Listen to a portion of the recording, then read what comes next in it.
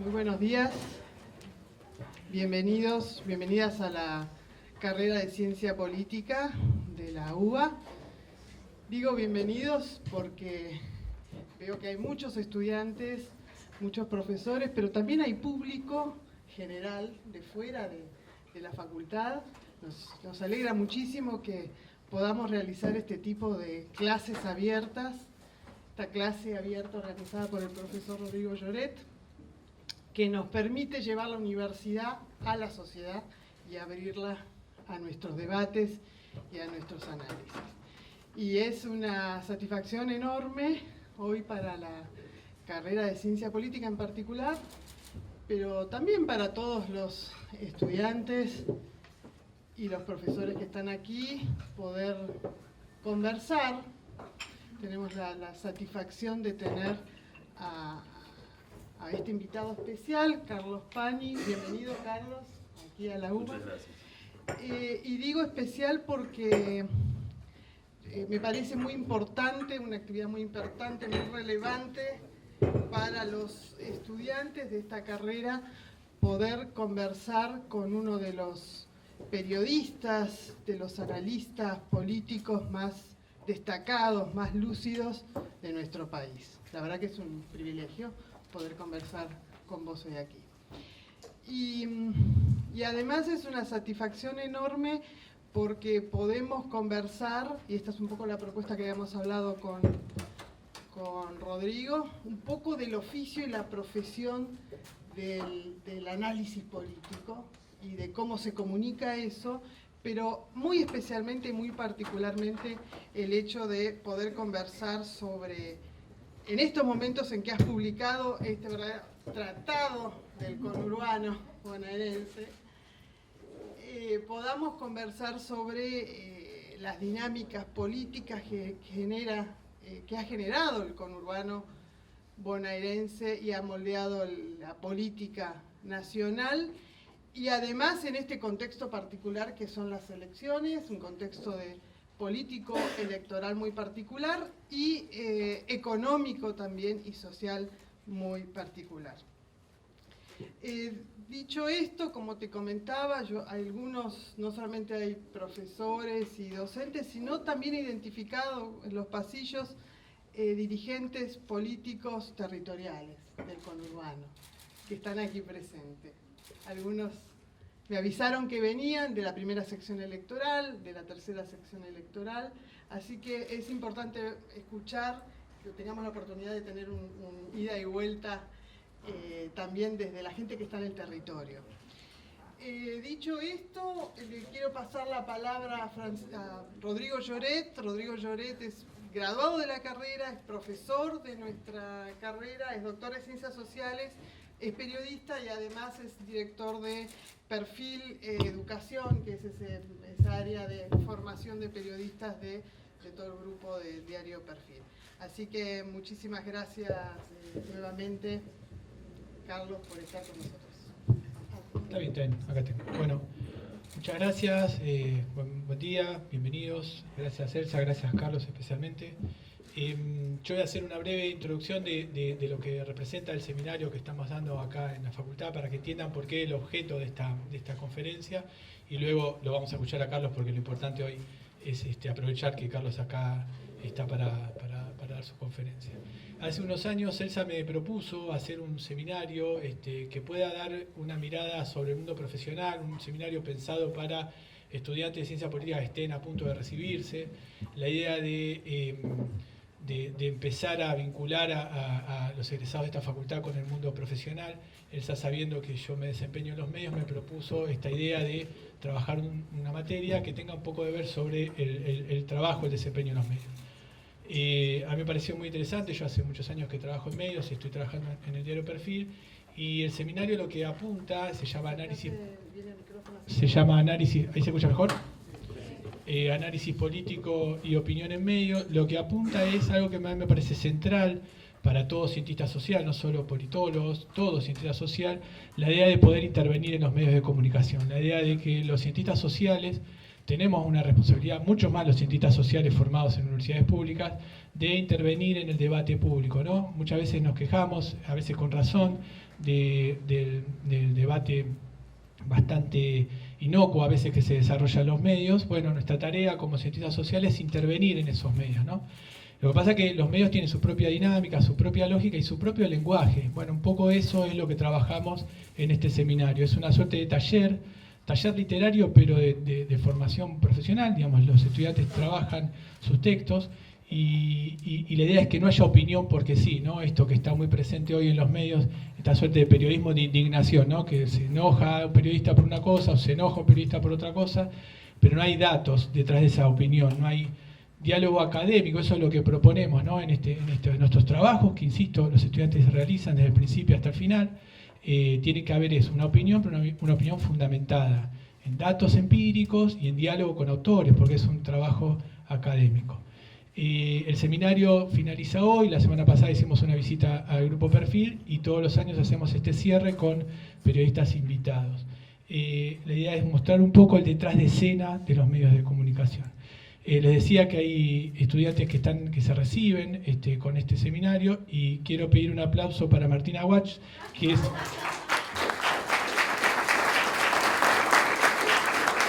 una flamante politóloga. Martina acaba de recibirse con el seminario que acabamos de cursar. Ellos tuvieron la nota, acabo de entregársela. El seminario, al finalizar, elegimos un trabajo. Yo elijo un trabajo que se va a publicar en Perfil. Quiero también pedir un aplauso para Dalia Gersuni, que es la autora.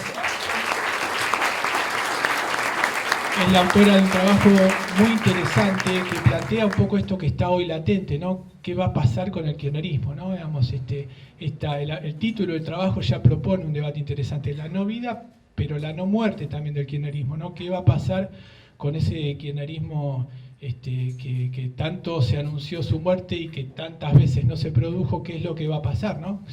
¿Cómo va a sobrevivir el kirchnerismo?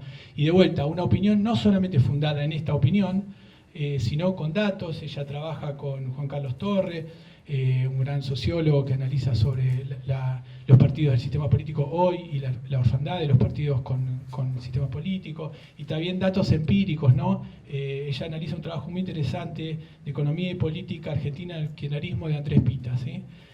Decíamos, la idea es cerrar siempre con un invitado especial. Carlos, es realmente un placer tenerte hoy, porque Carlos no solamente es un gran periodista.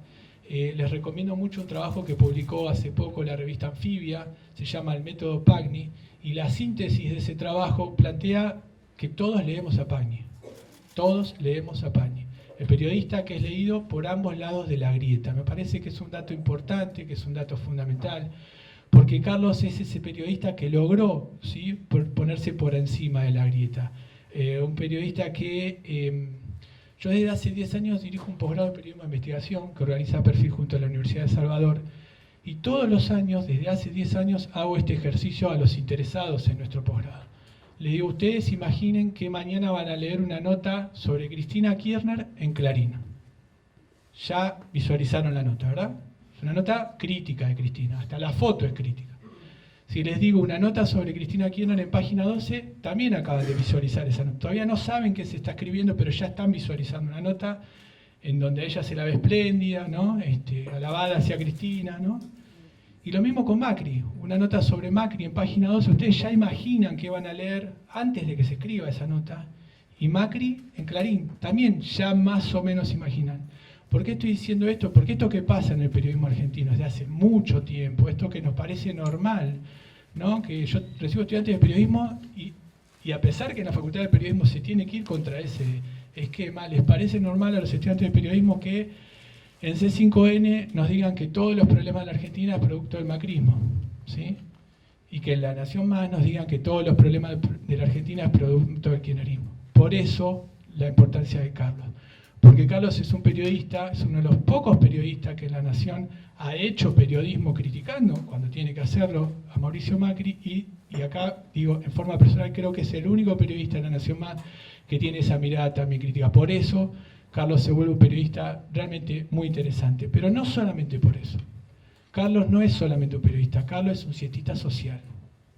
Carlos es historiador, formado en una universidad pública, la Universidad de La Plata, y es un cientista social. Y todo ese bagaje lo introduce en sus medios, en sus columnas, en sus análisis políticos.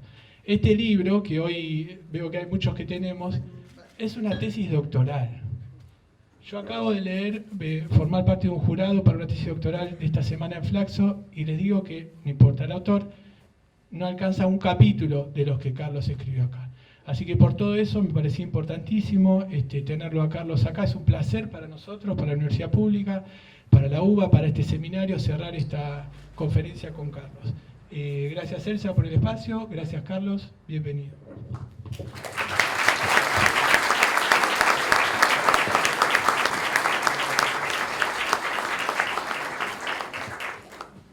Bueno, lo primero que quiero decir es gracias. Primero por la invitación, Elsa, Rodrigo, la generosidad de los conceptos, un poco exagerados.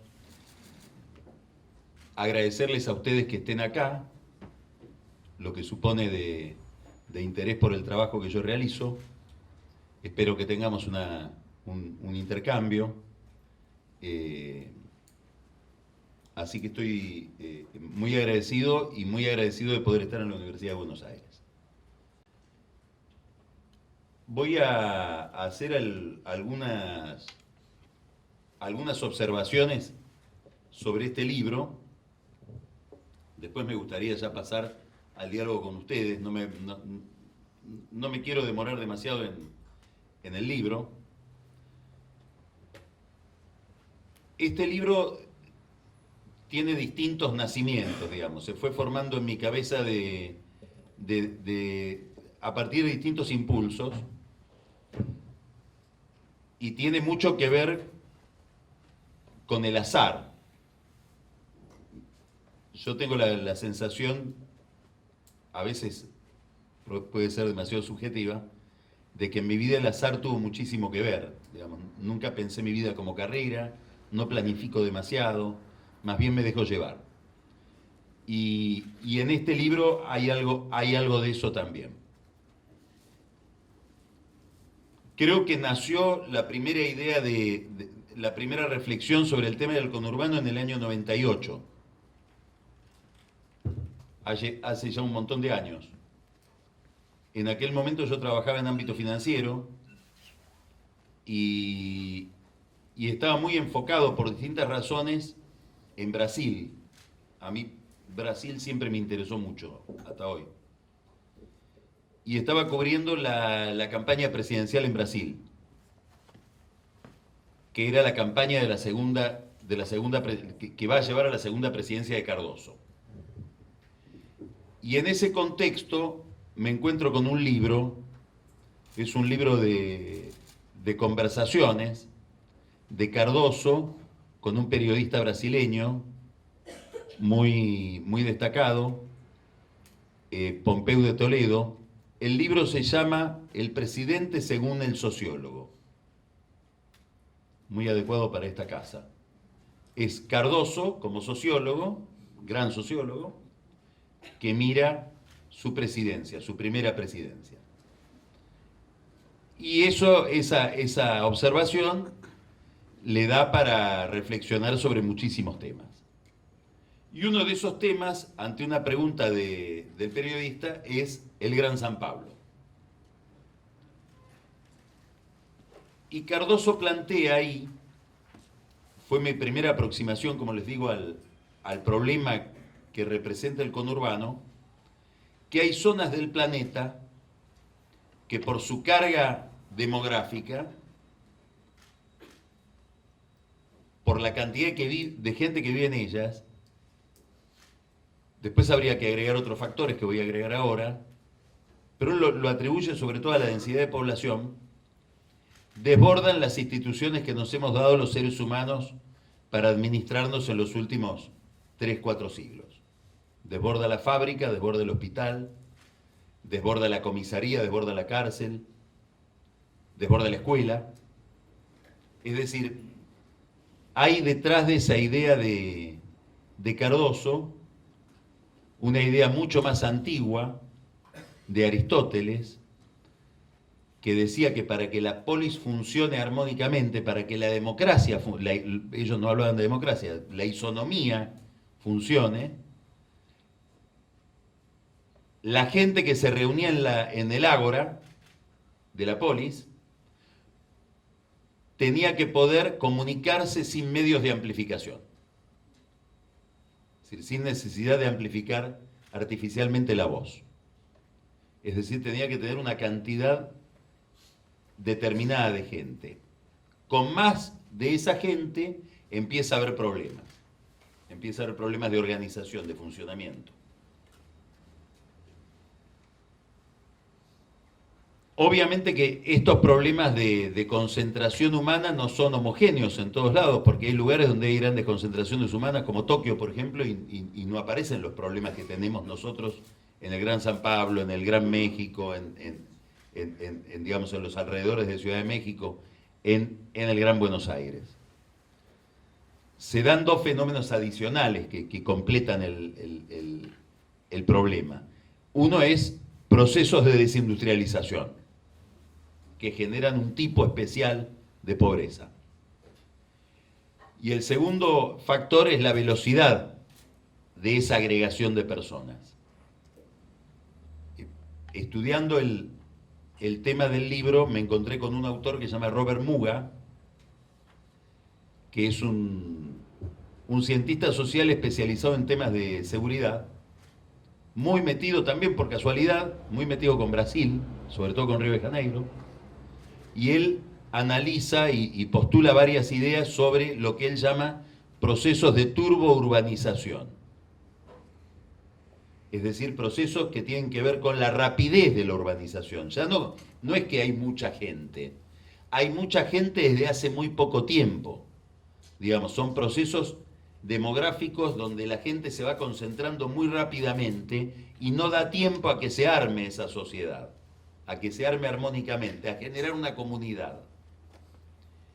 Y eso plantea una cantidad de problemas derivados. Bueno, me inquietó este tema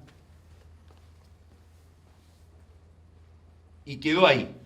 Escribí una nota para La Nación hace muchos años, en el suplemento Enfoques, contando un poco cómo era la historia del conurbano, y un día me vienen a proponer hacer un libro. Yo le huía a la idea de hacer un libro, primero, por razones muy elementales. Me faltaba tiempo y escribo demasiado. Entonces, es un poco fatigoso proponerme como meta escribir más todavía. Y eso implicaba restarle muchísimo tiempo a los fines de semana. Digamos, era una tarea muy exigente, como finalmente fue. El último tiempo de la elaboración de este libro fue bastante gravoso, digamos. Fue bastante mortificante porque le tenía que robar tiempo a cosas casi esenciales. Y el libro ese iba a ser un libro sobre 7 temas. Una especie de homenaje lejano a Mariátegui y sus 7 ensayos de interpretación sobre la realidad latinoamericana. 7 temas sobre los que yo más o menos tenía una opinión formada, o tengo una opinión formada. Quiere decir que eran 7 textos donde yo comunicaba algo que tenía pensado. No recuerdo cuáles eran los 7, uno era el conurbano, otro era la crisis del 2001, otro era la relación entre prensa y política, entre medios de comunicación y política, otro era la corrupción, bueno, temas de ese tipo. Probablemente también algo sobre la justicia federal. Digo, ya que tengo la nota aquella de La Nación, bastante por haraganería, voy a empezar con ese capítulo, que lo tengo casi liquidado, porque es una nota, de una página del diario. Yo pienso en términos de cantidad de caracteres con espacios, que es como uno piensa cuando trabaja en este oficio. Serían, 20.000 caracteres con espacios, que es un texto largo para un diario, demasiado largo. Y bueno, lo mejoro un poco más y ya tengo un capítulo, me quedan 6. Y empecé a intentar mejorarlo y terminé en esto. ¿Por qué cuento esto? Porque ya no es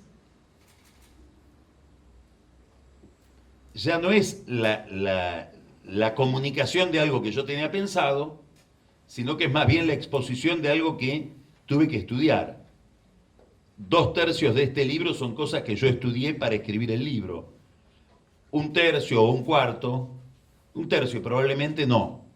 Es un capítulo largo sobre la historia de la política argentina en los últimos 25, 30 años y cómo esa política se ha ido conurbanizando. Ahí hay mucho de mi experiencia personal siguiendo ese proceso en mi trabajo. Pero lo demás es todo, me obligó a estudiar mucho y a vincularme mucho con saberes que tienen que ver con esta casa. Es decir, leer mucho sobre disciplinas que no son mi disciplina, que es básicamente mi formación es en historia. Si bien para mí siempre la historia es el principal punto de vista. Cualquier cosa que miro yo la miro desde el punto de vista del paso del tiempo. Inclusive a las personas. Entonces, acá hay algo que a mí me interesa mucho como fenómeno, que es la escritura. Uno siempre supone que la escritura es una forma de comunicación. Lo es. Uno tiene algo pensado, lo escribe. Ahora, la escritura es una forma de indagación. Si ustedes quieren pensar un problema, lo mejor que pueden hacer es escribir sobre ese tema. Porque requiere de una cantidad de ajustes conceptuales. Para definir algo, uno cuando lo va a escribir se da cuenta de que la idea que tiene en la cabeza es muy primitiva y que hay que perfeccionarla. Digamos, la escritura es como una linterna para indagar los temas. Y esto es un poco eso, es una escritura como una especie de linterna para indagar un tema complejo que es el conurbano. El conurbano, ¿por qué? Primero porque es una geografía compleja. Es una geografía donde se expresa un drama, que es el drama, no es el único lugar, pero es el lugar privilegiado donde se expresa el drama de la pobreza, de una cantidad de vidas que son como semividas. Para este libro yo recorrí muchísimos barrios muy sumergidos, traté con gente que la pasa muy mal, materialmente hablando.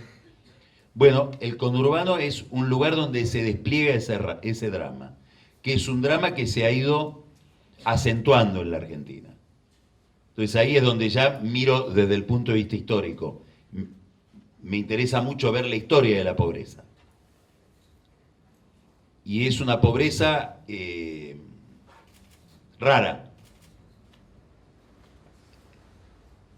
Es una pobreza no solamente de gente que está instalada estructuralmente en la pobreza desde hace mucho tiempo, sino que es una pobreza que además es la pobreza no solo de los excluidos, digamos, de los que no pueden entrar al sistema o no pueden acceder a los beneficios del sistema, sino de los expulsados, aquellos que estuvieron disfrutando de esos beneficios y fueron sacados del sistema. Esto ya nos mete en todo un problema que es el problema del mundo del trabajo. ¿Vos estudiás con Torre? Analizaste a Torre. Bueno, Torre tiene trabajos muy interesantes. Torre se dedica al estudio del peronismo, sobre todo de los orígenes del peronismo, y tiene un par de escritos muy interesantes sobre este problema, sobre cómo se ha ido cambiando la conformación sociolaboral de la Argentina. Yo le dedico un capítulo a eso acá. Cómo se ha ido achicando el mundo formal del trabajo y por lo tanto han ido perdiendo el rol que ocupaban los sindicatos y se ha ido expandiendo otro mundo que es el mundo de la informalidad, de la pobreza, de una manera rara, porque hemos dado en la Argentina con un fenómeno que es muy raro de encontrar, así como era muy raro en los años 30, 40 encontrar un sindicalismo como el sindicalismo argentino, que es el sindicalismo con el que se encuentra Perón. Es muy raro ver desocupados organizados.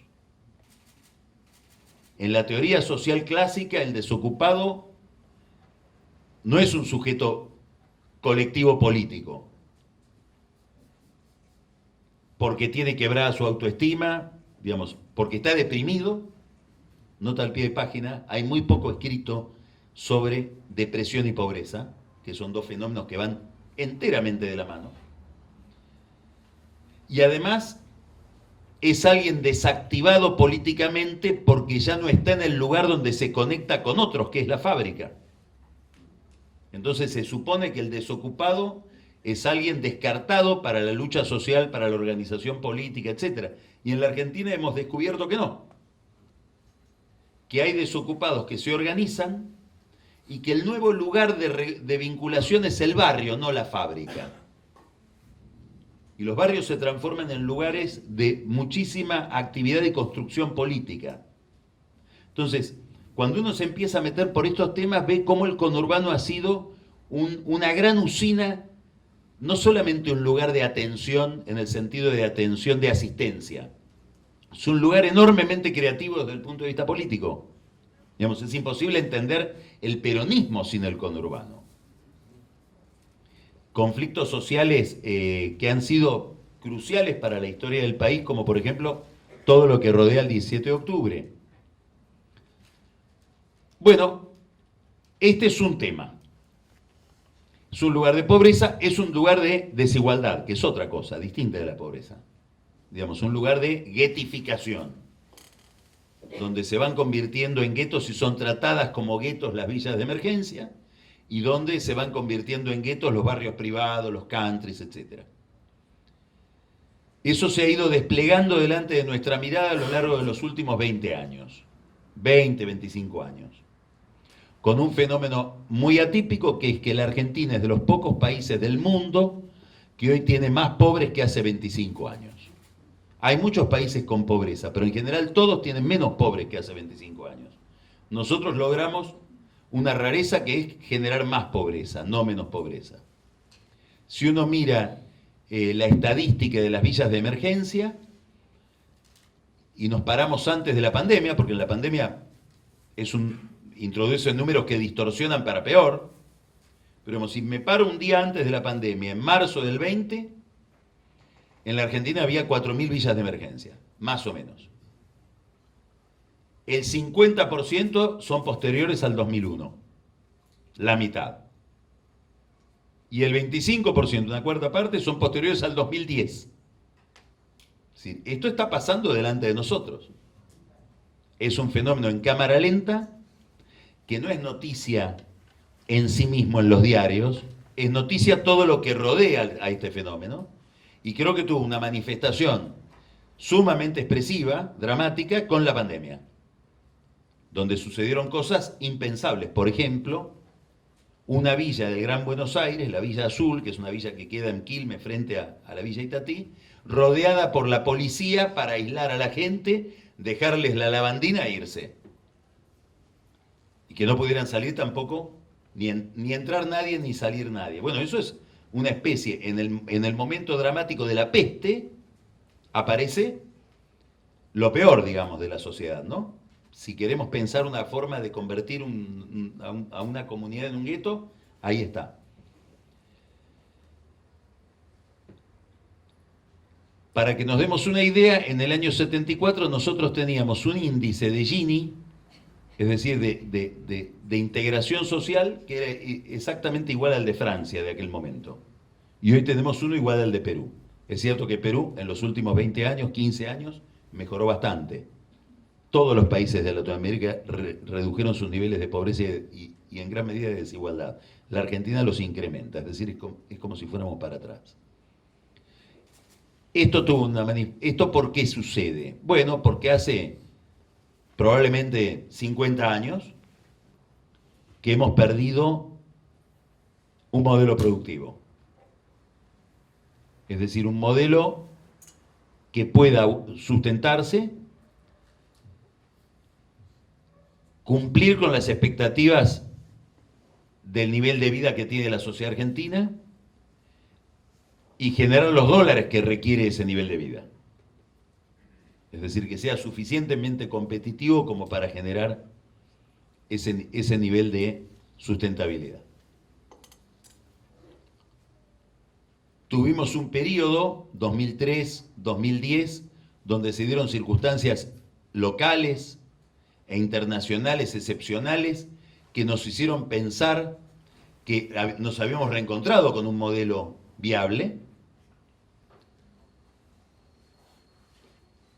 y esa experiencia, que es una experiencia externa, se agotó y volvemos a encontrarnos con lo que Alperín llama la larga agonía de la Argentina peronista, que no es la larga agonía del peronismo, es la larga agonía de aquella Argentina del estado de bienestar pensado en los 50, desarrollado después por el desarrollismo en los 60, que colapsa más o menos a mitad de los años 70. Y desde entonces no encontramos un nuevo patrón productivo que nos permita recuperar niveles satisfactorios de vida. Y esto tuvo una manifestación última en un colapso, que es el colapso del 2001, que produce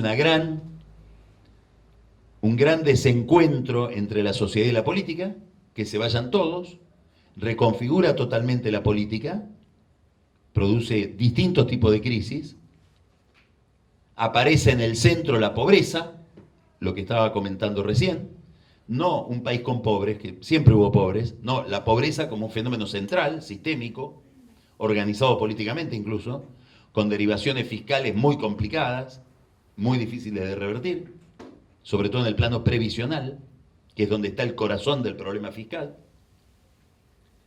y dos intentos que se da a la sociedad argentina de recomponer la relación entre la política y la sociedad, entre la política y la gente. Uno de esos intentos es el kirchnerismo, dentro del peronismo. Yo creo que el kirchnerismo, podemos discutir muchísimos de sus modalidades, pero en su motor último es un intento de revincular a esa sociedad que pedía que se vayan todos con la vida pública, con la política, beneficiándose con un momento excepcional desde el punto de vista económico, irrepetible. Y del otro lado, Juntos por el Cambio, y Juntos por el Cambio, el macrismo, que es otro ensayo dentro del no peronismo de revincular a la gente con la política. Muy ligado a un fenómeno que, a mi juicio, es un fenómeno de enorme trascendencia, que es el colapso del radicalismo, que es algo que sucede en el 2001. No es gratis el colapso de una fuerza política que había sido durante más de 100 años el principal vehículo de los sectores medios para intervenir en el proceso. Entonces, estos son las dos novedades hijas de 2001, que llegaron a formas de polarización que cubrían todo el mapa.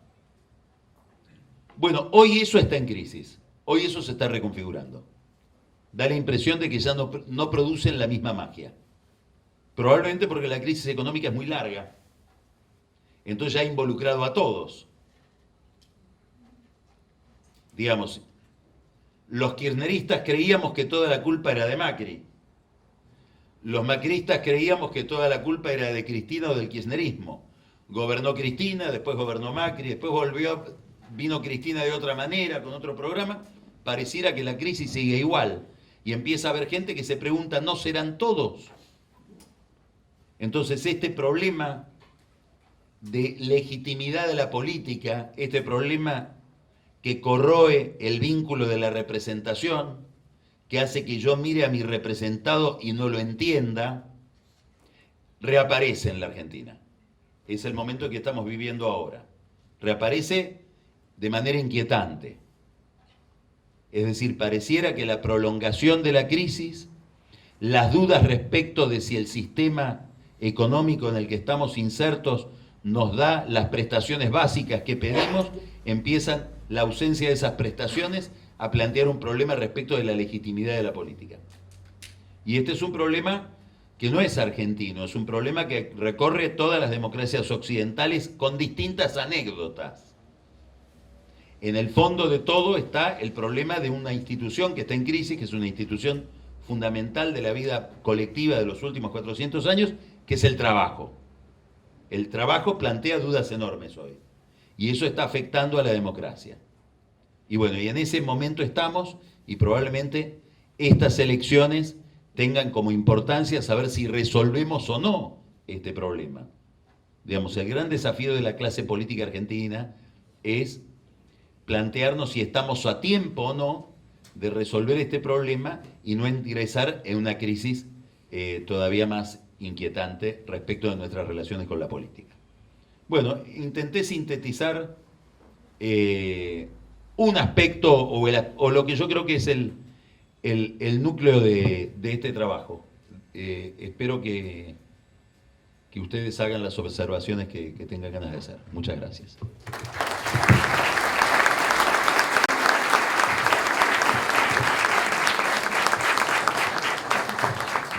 Bien, y habíamos anticipado, Carlos lo había anticipado, esto del diálogo con ustedes, así que les proponemos, si quieren hacer algunas preguntas. Sí. Podemos hablar de periodismo también, porque el tema es del seminario es el periodismo, así que está abierto también ese. Si querés decir tu nombre y... Mi nombre es Mariana de los Ríos, trabajo en medios y bueno, una pregunta, hace poco estuvo Andrés Malambut en La Nación Más, con Novarecio, y le preguntaron cuál era el motivo por el cual el estallido social no está en la Argentina, porque no vemos gente, como sucedió por ejemplo en 2001. Y él explicaba, o adjudicaba, que una causa era la fortaleza de los partidos políticos. Me gustaría saber cuál es tu perspectiva, por qué en la Argentina no sucede eso. Bueno, yo creo que hay una razón que puede tener algún grado de provisoriedad, pero que hasta ahora no la tiene, que es que a partir del año, a ver, 2001 es una fecha engañosa, como toda fecha a través de la cual los historiadores pretenden etiquetar una época. Permite ver y en alguna medida oculta.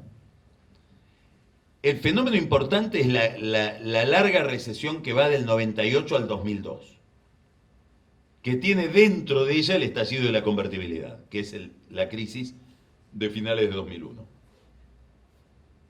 Pero esa larga recesión le plantea ya el problema al gobierno de Menem, lo pone frente al problema de la desocupación. Las elecciones presidenciales del 95, de la reelección de Menem, fueron el 14 de mayo del 95. En junio del 95, un mes después, se conoció el primer índice impactante de desocupación, 18,6%. Ahí empezó otra historia, que obliga al gobierno de Menem a pensar los primeros programas de asistencia social para desocupados. Y empieza otro fenómeno, que es el fenómeno de la movilización con la toma del espacio público y el corte de ruta, que es el método que tiene el desocupado para reclamar por sus ingresos, muy distinto del método que tiene el ocupado, que realiza huelgas y está sindicalizado.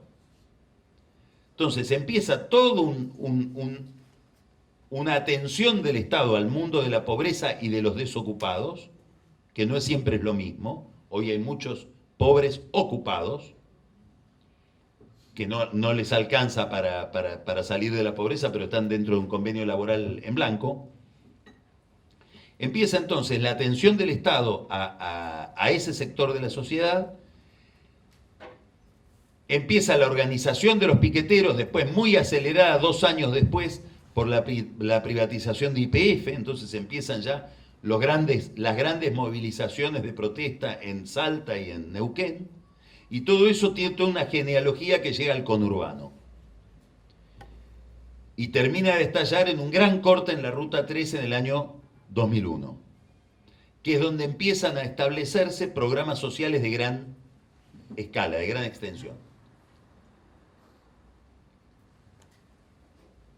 Y eso se va desplegando hasta hoy delante de nosotros. Entonces hay todo un sistema de capilar de asistencia social que probablemente impide un estallido, una conmoción. Hay muchísimos recursos destinados a ese sistema. Hay todo un problema con esos recursos. Hay un problema con la calidad de la administración de esos recursos. Hay muchísima opacidad en la administración de los recursos que van a los desocupados. Pero eso está, y creo que es el principal factor que impide un proceso convulsivo. Ahora, lo que te decía al comienzo es que eso es provisorio.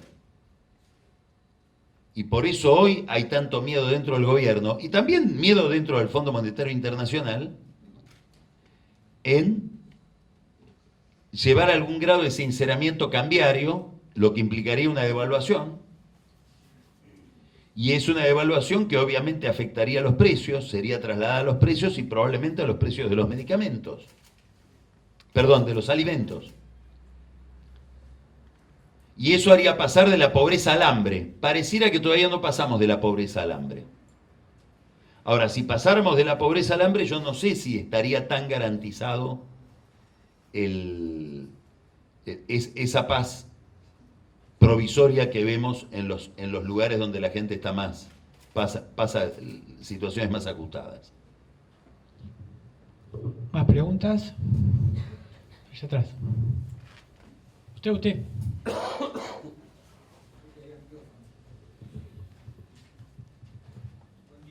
Buen día.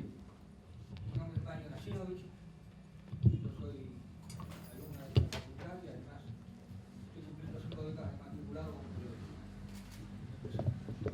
La pregunta es esta, para hacer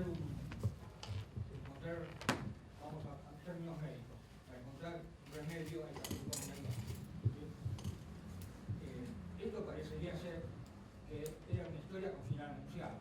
Solamente había que haber visto ejemplos hasta incluso de los Estados Unidos en las migraciones internas que hubo. El problema no es solamente de eso que se ha desindustrializado el conurbano, los grandes colonos, sino que se ha industrializado el campo, que ha sido solo mano de obra.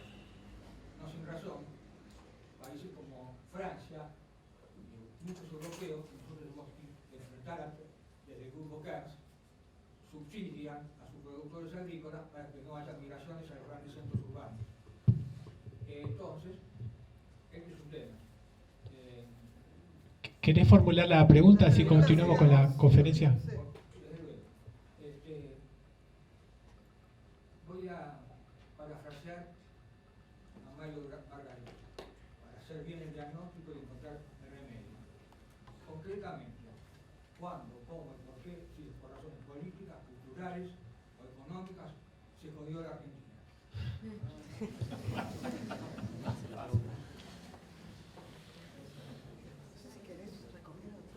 Sí, vamos a hacer eso. Vamos a recoger varias preguntas porque tampoco... A ver, vamos a juntar 2 preguntas más. Sí, acá. Vos.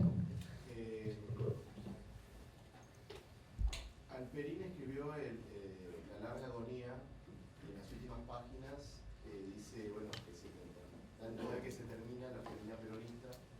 Vos lo interpretás como que se termina la Argentina peronista, pero no el peronismo.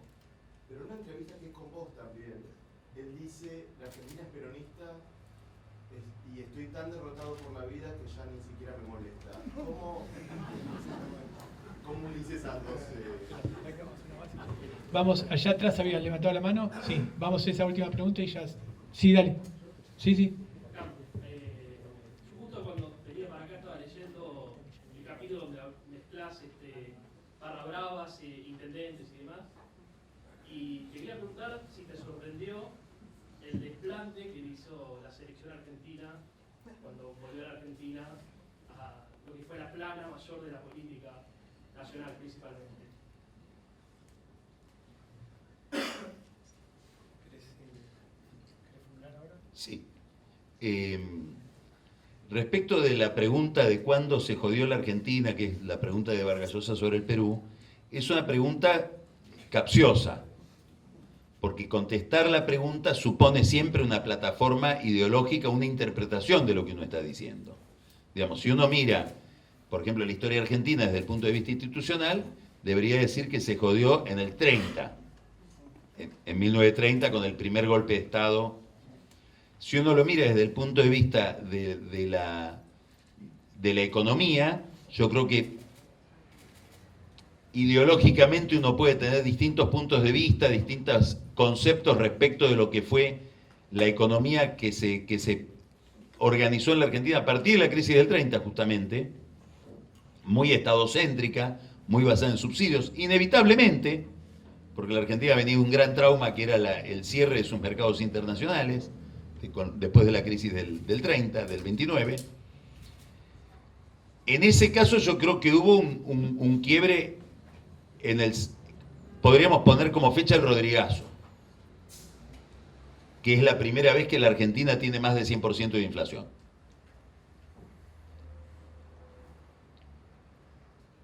Después hay Fernán Brodel, que ha sido uno de los grandes historiadores del siglo XX. Él decía que en la historia conviven distintos tiempos, con distintas velocidades.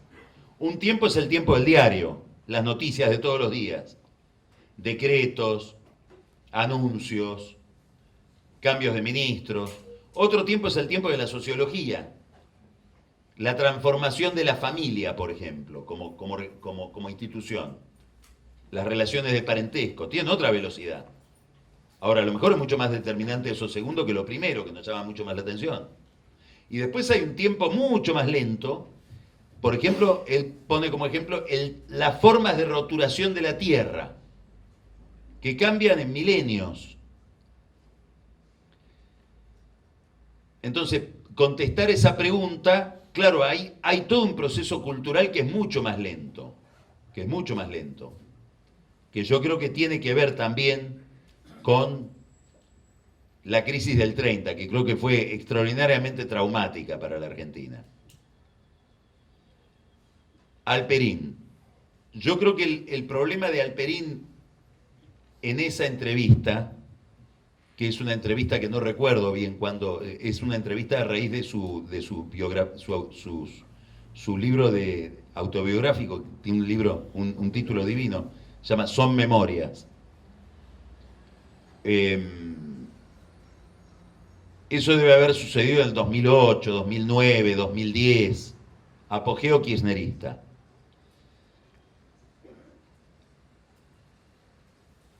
Y la pregunta que yo le hago es justamente esa. Usted dijo que la Argentina peronista, no el peronismo, la Argentina peronista se agotó. Muy interesante, es muy importante el tema, porque tiene que ver con el trabajo que vos mencionabas hoy sobre la supervivencia o no del kirchnerismo. Está en el corazón de ese problema, esto que voy a decir ahora, que es, Alperín lo que estaba viendo en ese momento era el ensayo a pleno del kirchnerismo.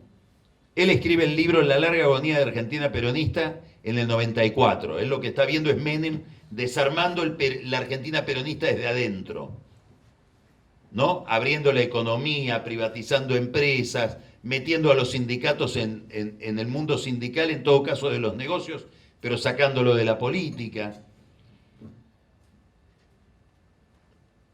Y esta entrevista es más de 10 años después, y ve la reconstrucción del mundo estatal hecha por Néstor. Y dice, bueno, pero entonces esto es para siempre. Y no, porque esa reconstrucción no es el producto de una receta solamente. La política no es la aplicación de una receta teórica a la realidad. Está muy ligada a un contexto histórico. Toda América Latina tuvo en ese momento una gran expansión ligada a la expansión de la demanda asiática. La Argentina de Kirchner se beneficia enormemente de los ajustes hechos por Duhalde. Entonces, es el aprovechamiento de una circunstancia que Julio María Sanguinetti, el uruguayo, el expresidente uruguayo, llama con una palabra que a mí me gusta mucho, que es la bonanza. La bonanza no es algo que uno construye. La bonanza es algo que a uno lo encuentra. Bueno, no necesariamente es suerte, pero es la combinación de una cantidad de factores ajenos. Es una ola que me levanta y después me puede volver acá. Y estamos ahora en ese momento. Por eso vemos que el kirchnerismo, el peronismo kirchnerista, que fue protagónico en todos estos últimos 20 años, está en un problema. ¿Cuál es el problema? ¿Cómo hacer esa política sin dólares y con un Estado que quebró? ¿Cómo hago para organizar esa economía que depende tanto del Estado, que aspira a poner al Estado en el centro de la escena, si no tengo recursos como para hacerlo? Entonces, predico un discurso, pero después lo pongo como candidato a Massa, que es el titular de un ajuste, pactado con el fondo. Y bueno, y ahí está el drama. Y la pregunta respecto de la viabilidad de ese movimiento político es si puede recrearse y repensar la política a partir de nuevas bases materiales, y pareciera que hay mucha rigidez para hacerlo. Es decir, hoy Alperín estaría más conforme con la larga agonía de la Argentina peronista que con esa expresión, digamos así, muy desencantada que tenía en el año en que le hice esa entrevista en la revista La Nación. El desplante. Como siempre hay fenómenos generales y fenómenos particulares. Anecdóticos, que explican muchísimo. En términos generales, entre el gobierno de Alberto Fernández, entre el kirchnerismo y la selección hay un problema. Por ejemplo, si uno mira la cuenta de Twitter de Messi, al único político que sigue es a Macri. Bueno, si yo fuera Guado de Pedro, tendría que haber tenido ese dato antes de ir a pretender que me salude. Tenía que entender que eso por ahí no pasaba. Enorme influencia sobre la selección, enorme influencia. El que programó la vuelta de la selección es el Kun Agüero, muy antikirchnerista. Todo eso tal vez en el gobierno no lo sabían cuando pensaron, bueno, vamos a festejar. Ahora, después creo que hay, a mí me pareció extraordinaria, que es la misma escena en otro lugar, de Mbappé con Macron. Macron que quiere ir a vampirizarlo, consolándolo, y el otro que le corta el rostro, pero olímpicamente. No acepta ni el consuelo que le viene a dar el presidente de Francia. No sé si ustedes recuerdan esa escena en la cancha. Bueno, ¿qué quiere decir esto? Que los futbolistas, a ese nivel de éxito, de prestigio, de fama, son absolutamente conscientes y absolutamente celosos de su popularidad. Y no se la quieren regalar a la política. Y en las dos escenas vimos lo mismo, para bien o para mal. Digamos, no voy a darte una gota de mi popularidad a vos que venís a sacarme sangre. Creo que fue eso. Y para ir cerrando ya, porque habíamos anticipado una hora de conferencia, a mí me gustaría preguntarte, Carlos, vos habías anticipado que uno de los nudos tenía que ver con medios, periodismo y política, uno de los nudos originales del libro. Y me parece un buen cierre para este seminario pensar tu análisis sobre los medios en Argentina y tu análisis sobre el periodismo político hoy en la Argentina. Bueno, voy a tratar de ser sintético porque es un tema muy amplio. El periodismo es una actividad que está en una mutación que ustedes no ignoran, de gran dimensión. Digamos, están cambiando todas las reglas de funcionamiento de esta profesión, sobre todo por un fenómeno revolucionario que es la democratización de la producción de contenidos. Hoy cualquier persona que tiene una cuenta de Facebook o una cuenta de Twitter o de lo que sea, puede hacer periodismo, de la calidad que sea.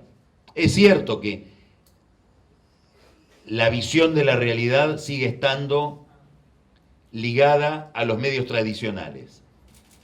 Pero hoy, por YouTube, por cualquier red social, etc., empieza a haber un desafío al periodista profesional que tenía el monopolio de la creación de contenidos. Entonces esto plantea todo un problema cuyas derivaciones todavía ignoramos, porque son esos fenómenos culturales de larga duración, donde tampoco sabemos cuál va a ser el modelo de llegada, si es que va a haber un modelo de llegada y no un sistema de mutación permanente. Ahora, ese rol de las redes sociales le pone un tono a la política, le pone una velocidad y le pone una agresividad. Dos cosas, a mi juicio, no del todo positivas.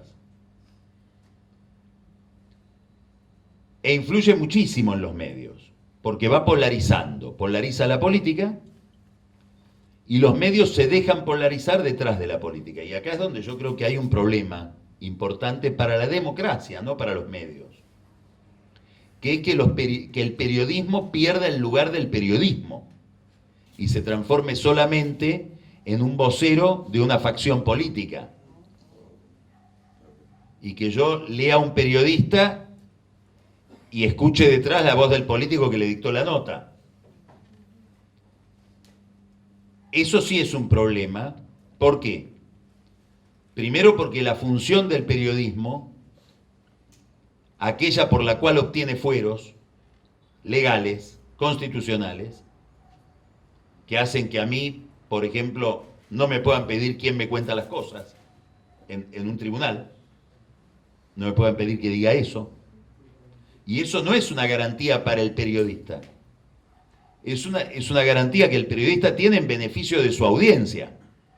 La sociedad es la que necesita que el periodista no sea indagado en cómo obtiene la información. Pero ese enorme beneficio, ese enorme privilegio, se debe a que se supone que el periodismo cumple una función estratégica en la vida democrática, que es proveer elementos de juicio que vuelvan más autónomos, más críticos, más pensantes a los lectores, a las audiencias, a los que oyen, a los que leen, a los que miran televisión, a los que consumen información. Es decir, es todo lo contrario de adormecerlos con versiones estandarizadas e infantiles de la realidad, como por ejemplo todas aquellas que suponen que todo el bien está de un lado y todo el mal está del otro, que es la negación del sentido crítico. Entonces, la democracia supone sentido crítico, supone sospechar de lo que nos quiere dar el poder, supone reflexividad, supone criticar los propios prejuicios, entender hasta dónde uno puede tener algo del otro al que considera un rival, y en la medida en que el periodismo se va emblocando, se va polarizando y va nada más que reproduciendo el debate de los políticos, me parece que pierde su razón de ser, digamos. Empieza a ser algo prescindible. Entonces, uno de los esfuerzos más importantes que tenemos que hacer los que ejercemos esta profesión es justamente resistirnos a la tarea militante. ¿Qué es un periodista militante? Un periodista que juzga al sector A con criterios distintos de los que juzga el sector B. Y eso es cada vez más frecuente, no solo en la Argentina, en todos los países occidentales. Bien, de mi parte agradezco y... ¿Tenés tiempo para una pregunta más? A ver, una pregunta acá, vamos a hacer 3 preguntas. Una acá. Sí. Si lo hacen rápido, así pueden... ¿Crees que Provincia de Buenos Aires le sirve a la Cámpora y por extensión a Cristina Kirchner para reconstruir su poder dentro de 4 años en adelante?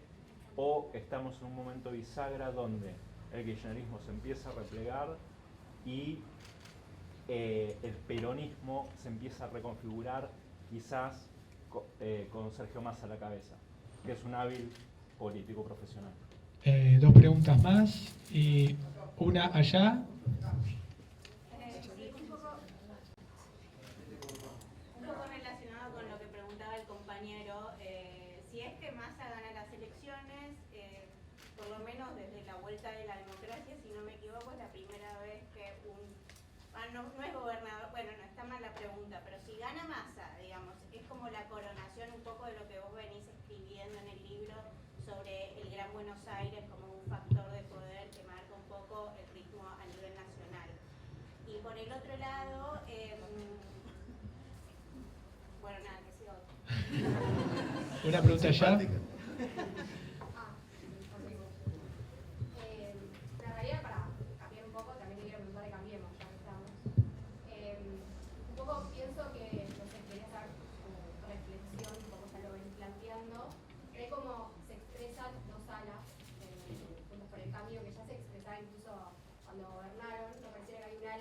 que es más pragmática y que entiende que tiene que construir un volumen político para llevar adelante ese ajuste o esa política, ese programa que tienen, y un sector que apela a su voluntad, ¿no? Pareciera que se expresan esas dos alas, que en su momento muchos de esos sectores hoy ya representan diferentes bandos. Entonces, yo no sé si te había, creo que sí, escuchado en alguna columna, vos planteabas algo así como, al final es una puja de poder, que pareciera que como que lo ideológico, lo programático, pasaría a un segundo plano, ¿no? Entonces me interesa saber tu opinión más en esa reflexión de esos dos aspectos. O sea, está la parte programática, tendría que haber una diferencia, o sea, me iba a pensar que es solamente una puja de poder, pero por otro lado sí es verdad que pareciera que por momentos pasa a un segundo plano y lo preponderante es un poco ese juego político. No sé si Isidoro. Para cerrar, nada más. No, ya, espera. Isidoro. Bueno, muchas gracias por su presencia y a la carrera por la organización del evento. Yo quería hacer una breve interrogación sobre más general. Si no hay que ver la crisis argentina en el marco de la crisis de la democracia como régimen político y como formas de sociedad en Occidente. Lo que quiero decir por esto es la vida de las personas, la estructura social misma ha estado transformada por los cambios dentro de la economía. Los puestos que existían no son los mismos, ahora tienen otras calificaciones. Los análisis en términos de clases están en decadencia por la desagregación de lo que era esa estructura social, de la sociedad industrial.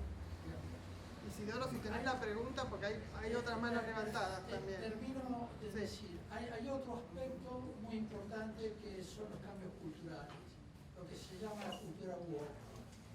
El modo en que los contemporáneos y los argentinos están afectados por la revolución feminista, por los problemas ecológicos, pero el cambio en sus vidas, porque ya la familia no es lo que era, ni las costumbres son las que eran previamente. Claro. Disculpa por la provocación. Una más y nada más. Allá me está, mirá cómo están haciendo aquí, están del conurbano, ahí va. Ahí está. Voy a ser bien, pero bien breve, bien rápido. Yo nací en el 84, uno de mis dos mejores amigos es paraguayo, en el año 97, éramos beneficiarios del Plan Vida de las Manzaneras, en el año 97, después de la beca de Duarte en el año 2000. Usted menciona el ejemplo de Perú con el sentido del crecimiento de Perú. Pero hoy yo le compré un café en la vía pública a un cafetero peruano que me contaba que la señora se atendía en el hospital acá, que mi mejor amigo, como decía paraguayo, es decir, acá tenés un tejido social que no es que usted lo ponga en duda y que lo cuestiona.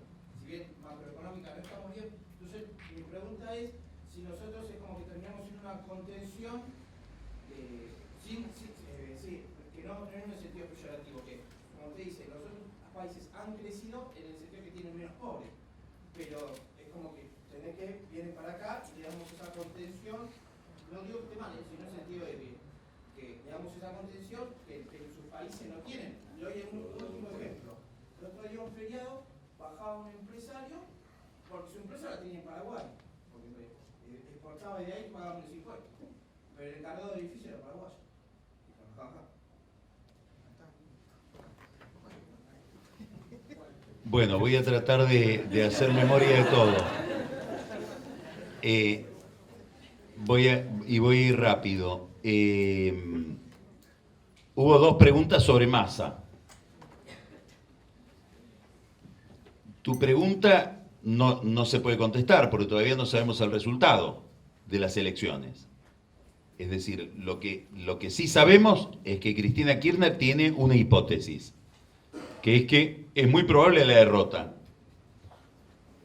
Y otra hipótesis. Los próximos 4 años van a ser de mucho ajuste. Bueno, con el peronismo derrotado y con un gobierno no peronista, no estoy diciendo que esto es lo que va a pasar, ni siquiera creo que ella esté segura de que va a pasar, pero ella se prepara para esa escena. con un gobierno no peronista que hace ajuste donde me conviene pasar esos 4 años en la provincia de Buenos Aires, replegarme sobre la provincia de Buenos Aires, sobre el gobierno de la provincia de Buenos Aires, sobre la caja de la provincia de Buenos Aires y enfrentar al gobierno desde ahí. Si esto no se diera, es decir, si la derrota fuera tan catastrófica que no consiguen ganar la provincia de Buenos Aires, creo que ahí se iniciaría dentro del peronismo una discusión interna. Probablemente nada es igual en la historia, nunca se repite, pero parecido a lo que pasó en el 83 o parecido a lo que pasó cuando Duhalde se enfrenta con Menem, digamos, un proceso de cuestionamiento del poder establecido en el último ciclo, y ahí yo creo que Cristina va a tener que dar una discusión, va a ser objeto de una discusión intensa. No sabemos, porque todo esto depende del volumen de los resultados, no solamente de cuál es el resultado, sino cuál es la intensidad de ese resultado. Es cierto que en esta perspectiva ella armó y dejó armar una oferta electoral pensada para la provincia de Buenos Aires, que es Massa, Kicillof, Máximo Kirchner, Randazzo, digamos, eso está pensado para ganar Buenos Aires. El resto, si Massa no camina bien en Tucumán, problema de los tucumanos. Ella está pensando en un candidato a presidente que le ayude a que Kicillof sea gobernador. Respecto de Juntos por el Cambio, yo creo que sin duda hay dos formas de entender la política y el gobierno. Una es la de Macri, que entiende, muy como ingeniero y como empresario, que la política es la aplicación de una receta y que la realidad se debe adaptar a esa receta. Desde otros sectores, que probablemente el vocero de eso sea Larreta, pero hay mucha otra gente, yo recuerdo las polémicas de Monzó dentro del gobierno de Macri, consideran que es cierto que la política es una receta, pero que esa receta tiene el límite de su viabilidad, y la viabilidad se la otorga el consenso político que puedas construir alrededor de la receta. Entonces no podés ir más allá de ese consenso. Esta es una discusión, más bien de concepto. Creo que hay otra discusión dentro de Juntos por el Cambio, que es una discusión dentro del PRO por el liderazgo del PRO, que es una discusión entre Larreta y Macri. Y creo que hay otro debate, otra tensión ahí adentro, que aflora porque ya el kirchnerismo no es tan amenazante, y Juntos por el Cambio es una fuerza, es una coalición que se armó para resistir al kirchnerismo. Si no hay que resistir al kirchnerismo, el contrato empieza a ser problemático, y al ser problemático afloran dos sensibilidades, dos mentalidades muy poderosas, que a mi juicio recorren toda la historia argentina, que tiene un poco que ver con lo cultural, ligado a la política, que es la diferencia entre conservadores y radicales. No entre peronistas y radicales, ni entre, digamos, voy a poner, pobre, lo voy a usar como símbolo, entre Pinedo y Lustó. Pinedo se puede entender mucho mejor con un peronista que con Lustó, y Lustó se puede entender mucho mejor con un peronista que con Pinedo. Pero entre Pinedo y Lustó hay dos formas de entender la política, la vida social, el país, el manejo del poder, que recorren toda la historia argentina hasta 1810. Y eso es lo que yo creo que aflora en estos discursos operativos de si tengo que hacer el ajuste con todo o esperar, si es con el 70% o con el 30%, que son coartadas, excusas, anécdotas para procesar esas dos formas de entender la vida pública. Y es verdad lo que decís, la Argentina es una especie de Estados Unidos pobre, es decir, de destino para los países que teniendo menos pobreza siguen siendo más pobres que nosotros. Yo cuando digo que tenemos menos pobreza, es importante este concepto. Cuando digo que tenemos más pobreza que hace 25 años, teniendo más pobreza que hace 25 años, tenemos mucha menos pobreza que en Perú. Una cosa es la tendencia, una cosa es el flujo, otra cosa es el stock. sin duda somos receptores de gente que vive en una situación más ajustada que la nuestra, también un fenómeno migratorio interno, enteramente racional, para alguien que vive en el campo, sumergido en la pobreza agropecuaria, digamos rural, no agropecuaria, del Chaco o de Corrientes, vivir en Villa Itatí es el paraíso, porque tiene más cerca el hospital, porque tiene medios de transporte, porque tiene televisión. El Hospital Landulfo, Loma de Zamora, y el Hospital Castex, de la Ruta 8 de San Martín, para un inmigrante, es un lujo. Bueno, de eso estoy hablando, está muy bien. Sabemos que no quieren insumos, pero... Bueno, está bien, de eso estoy hablando. Entonces sí, en términos relativos, ahora también es cierto que mucha gente se está volviendo, sobre todo por temas de tipo de cambio. Digamos, en la medida en que el peso se va volviendo una moneda cada vez más débil, tal vez sea más negocio volver a Perú. Porque ya la plata que le mandaba a mi mamá no se la puedo mandar. O son dos monedas. Entonces también eso está cambiando. Bueno, muchas gracias.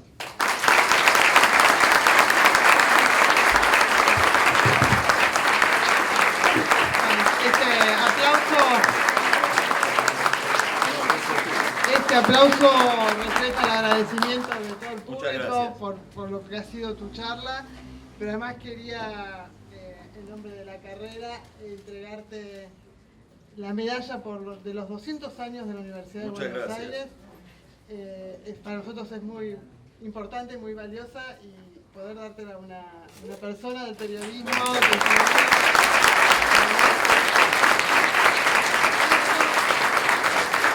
Este es un ganador de la carrera.